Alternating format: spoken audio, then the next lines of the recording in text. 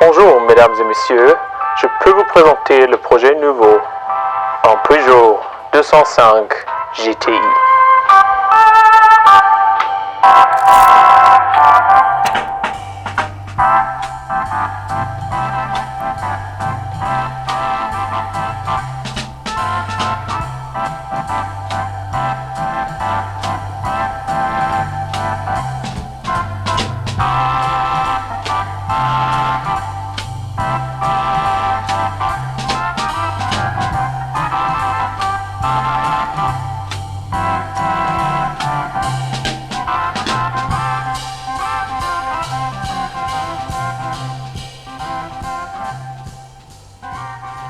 So the French joke aside, what is my reason for a car like this? There isn't one. I actually wanted to purchase a base model 205 because I didn't want to run the 924S through the winter again. And this thing popped up right near me. And you know me, I can't not do it if it's impractical enough. I want to have it. And the deal was good, so I went for it. And now I have a 205 GTI that has been off the road for over a decade and has a really sticky left front brake and a couple of other issues, which led me to do a list.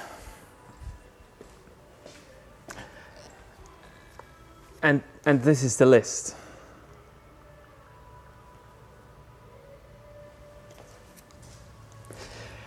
And you know what that list means? It is teardown time.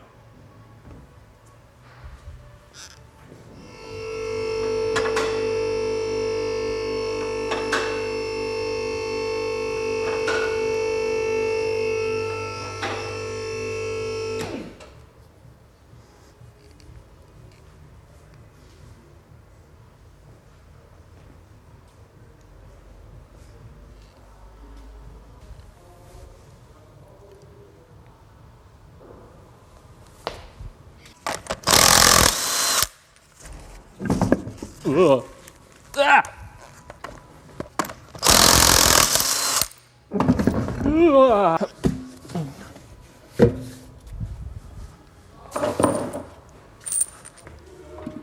I have successfully removed my very first Peugeot part, and it is this anti-roll bar thing, which I'm going to replace.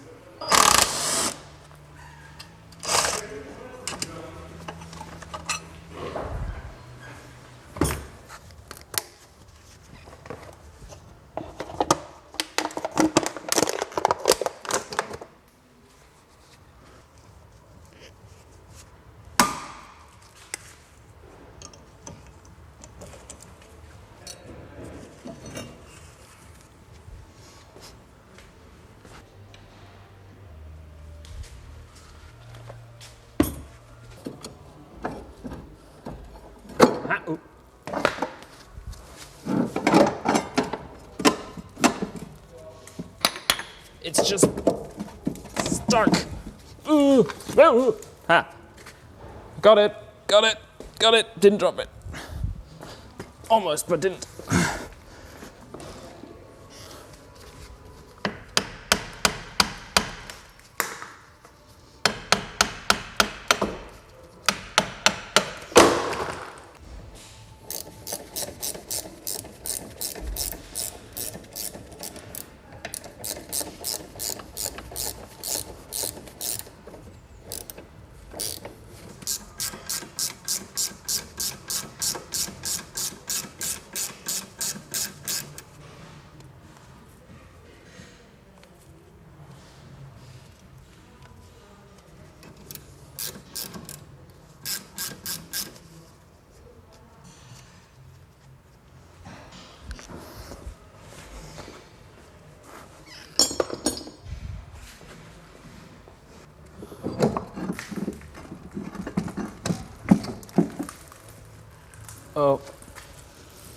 Oh, there is transmission fluid.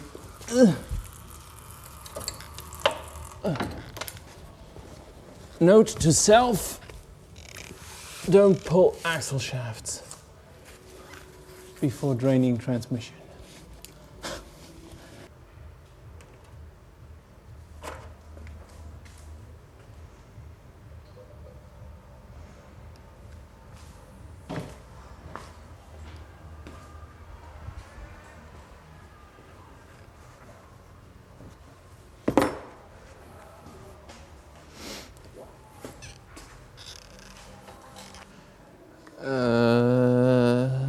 So I did run into a bit of a snag because I don't have this square tool. Apparently to take the oil drain plug out you need a square tool, and I was like, yeah, sure. It's a 3/8 extension, you know, a socket receiver, but it isn't. So I rummaged my old toolbox and I found an old 3/8 extension. And I'm gonna make it fit.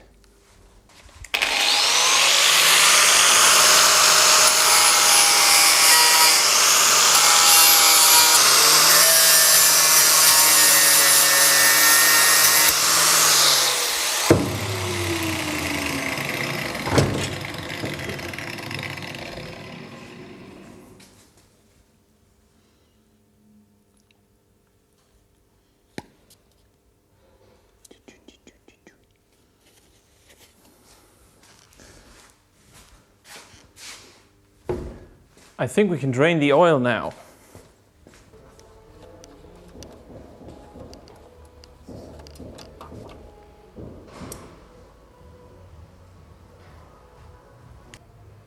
It isn't perfectly clean, but there's no major glitter in it. Plus I didn't pull it from the stream, I pulled it from the bottom, which you shouldn't do, but it was more convenient. And this is the end of the magnetic plug, and this was all there was.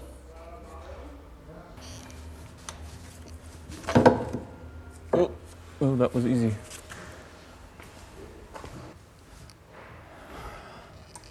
The restoration fanatic in me already evaluated how much easier it would be to restore these with the subframe on the floor. These are surprisingly heavy. My God.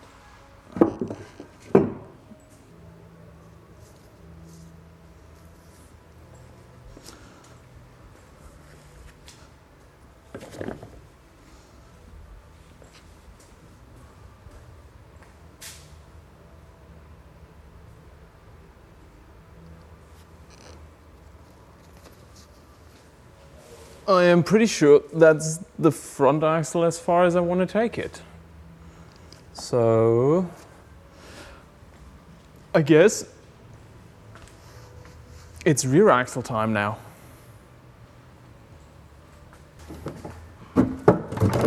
Oh, ah, aha.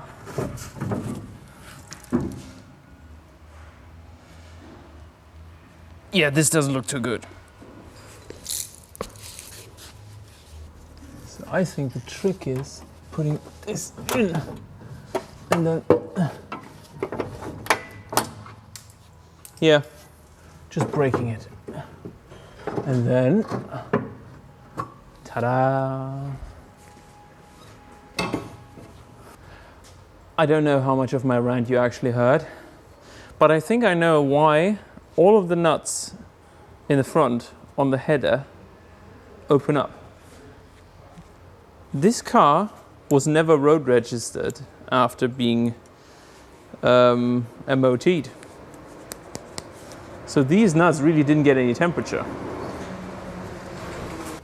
With a bit of wiggling and a light bit of persuasion, this entire exhaust should come out.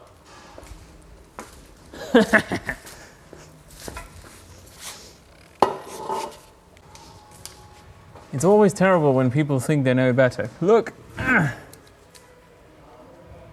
GTI rear axles are yellow.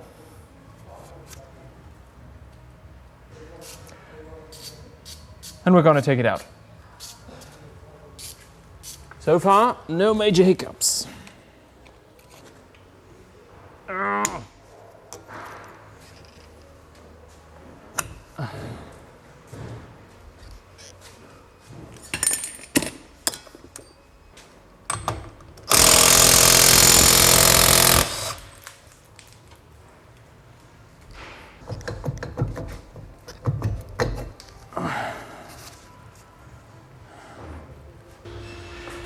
Me and this nut have reached an impasse, and I shall now solve that impasse with a bigger tool. Done. Today is one of those 35°C days. It's really freaking cooking in here.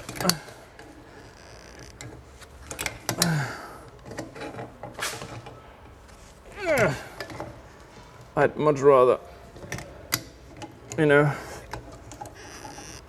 be on top of a mountain. Out.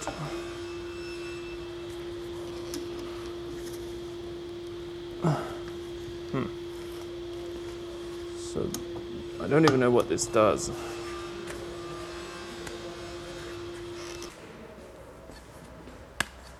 Copper mallet, brass punch.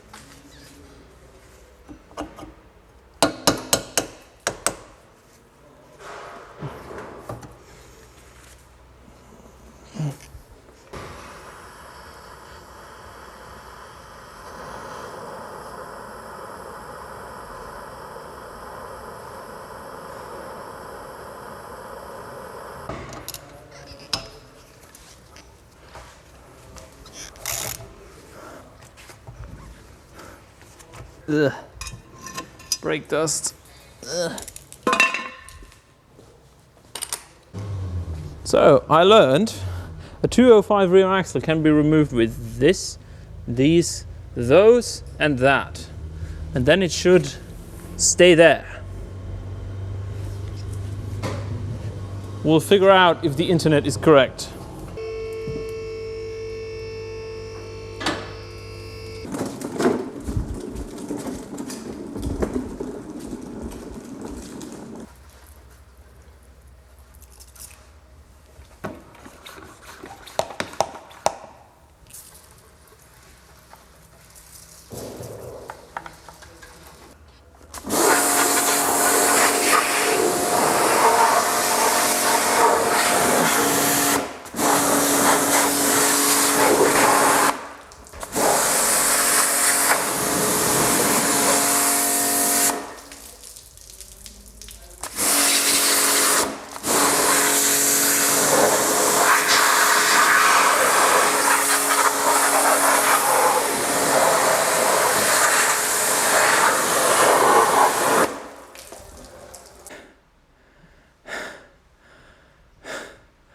I think I found out just how far I'm willing to go for this, which is exactly this far. It's clean enough.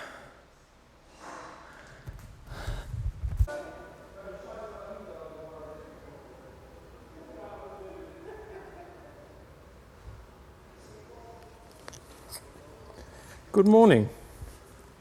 It is day 2 of the GTI restoration project, and this is what I'm left with. A shell with no suspension internals, because they're on the table here, sitting in the back there, and some more parts are already clean. Now if I go over here, we can talk a bit about the project scope. What's this even, yeah, you know. So the thing with this is, looking at some of these clean parts, this is the brake caliper, which is a funny design actually, this thing, because it's part aluminium, part steel, but yeah. So I cleaned this up yesterday to take a look at the overall level of corrosion on these components, and it's all right, and that's good, because for once this is going to be a quick project. I want this 205 GTI to be my daily driver, which means I'm going to rebuild every mechanical component within reason and make it pretty and make it durable, but I'm not going to go overboard. On a normal restoration project, I would send all the steel parts out to be powder coated, I would send all the fasteners out to be replated, and really, I don't have time for that. And it's also completely not within reason for a car that's a bit knackered around the edges, and I really want to drive that thing. So instead, lots of cleaning, blasting, priming, painting, and then putting back together with new components. Don't get me wrong, it's still going to be really good, but it's just not that upper level. Also, I don't think it would be sensible to make a car that's supposed to be a daily driver really, really perfect underneath and then, use it on literally every occasion, because the last 10% of the visual quality of a restoration is the stuff that wears out the quickest. Like the really shiny plating is usually gone within an instant.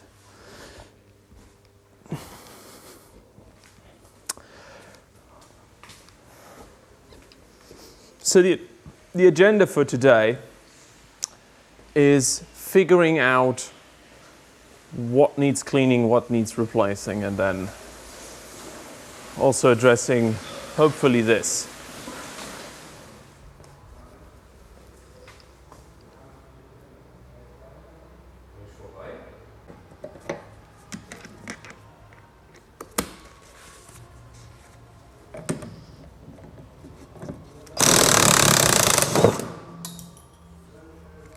What? Ew. Okay.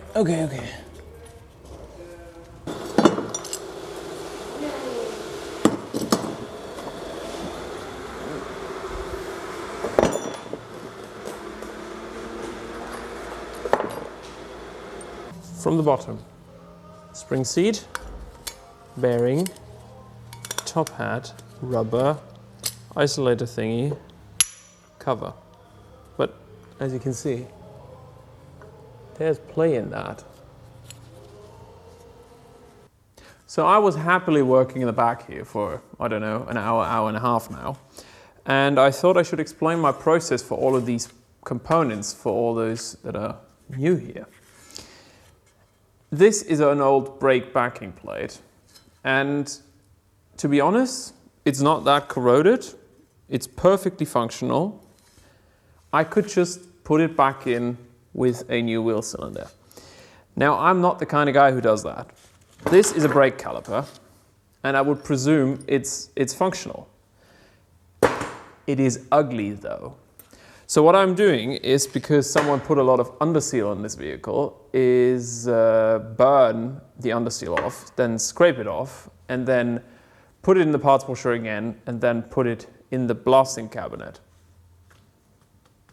After which I prime it and then I paint it. Anyway, flames this way.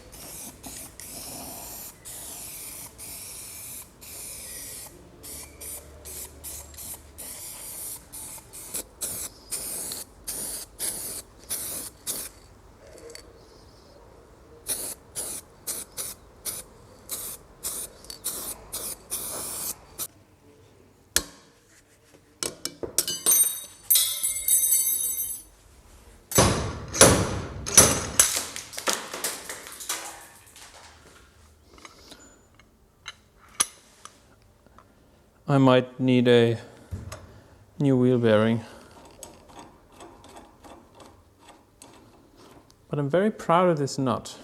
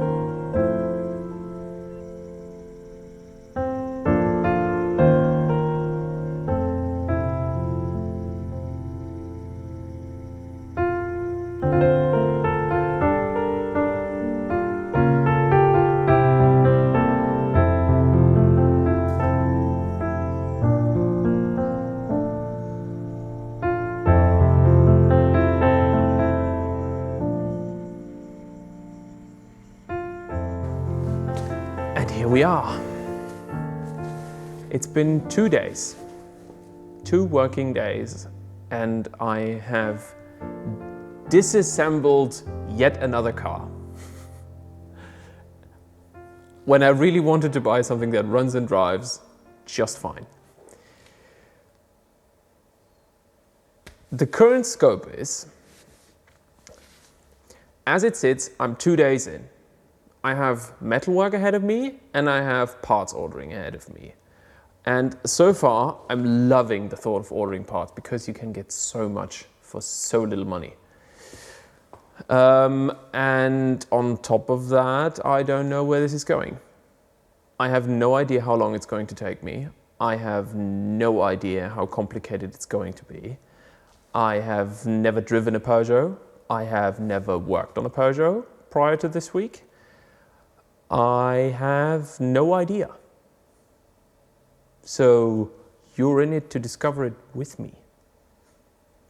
I think overall it's very in keeping with what I'm after. And I don't really want to go overboard. I don't really want to modify it. I just wanted to make it basically bone stock driving like new. Obviously I'm not going to rebuild the engine, but I am, going to make it at least corner like it was new, and then decide from there. This is as uncut as it gets for me, because usually I like to make a project scope, but in this case I have no choice. I was so rushed in the decision to get this thing that I have no idea how I should progress with it. So all I can do is just see where it leads me. What I can tell you is his name is Pierre.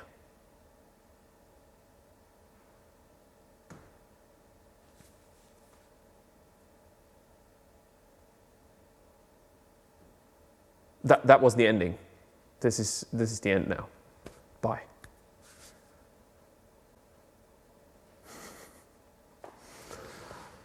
I'm going swimming now, it's really hot. Also, how funny is it that this thing sits on 3 basic roller boards and it pushes around more nicely and more easily than the Porsche on the proper build setup.